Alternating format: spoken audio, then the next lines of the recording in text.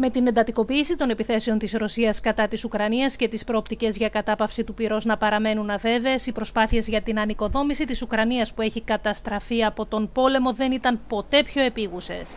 Η τέταρτη διάσκεψη για την ανοικοδόμηση της Ουκρανίας ολοκληρώθηκε την Παρασκευή στη Ρώμη με τη δέσμευση περισσότερων από 10 δισεκατομμυρίων ευρώ για την ανοικοδόμηση της χώρας και την ανανεωμένη υπόσχεση να παραμείνει η Ουκρανία στο επίκεντρο της προσοχής. Το κόστος της ανοικοδόμησης της οικονομίας της Ουκρανίας έχει πλέον φτάσει τα 524 δισεκατομμύρια δολάρια, σχεδόν τριπλάσιο του προβλεπόμενου οικονομικού προϊόντος για το 2024, με τον τομέα της στέγασης και των μεταφορών να έχουν πληγεί περισσότερο.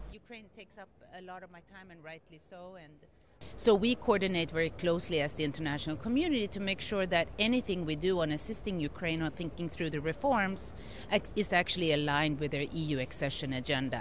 So the types of reforms they're looking at is, of course, creating a much more competitive economy, one where the public and the private sector play a significant role, one where the human capital is lifted up through better education standards, access to health care, social safety nets that are targeted but also funded, and very importantly, reducing the footprint of the state.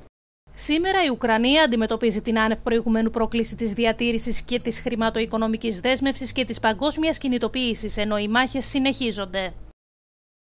I'm quite upset about the situation with the economy. Although it's very resilient and it has been growing since 2022, business is recovering, there are great government programs to do so. However, we are getting to the point where all the expectations about the length of the war are wrong. So it was expected in all the projections on the macro situation that it's going to be ending in the mid-2025. And so it means that for the end of this year and for the next year, there is not enough external financing, not enough commitments on weapon, and there is, according to me, not enough attention to this at the URC.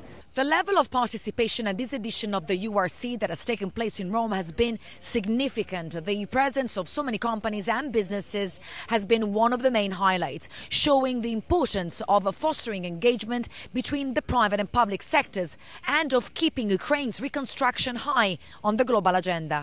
Giorgio Orlandi for Euronews in Rome.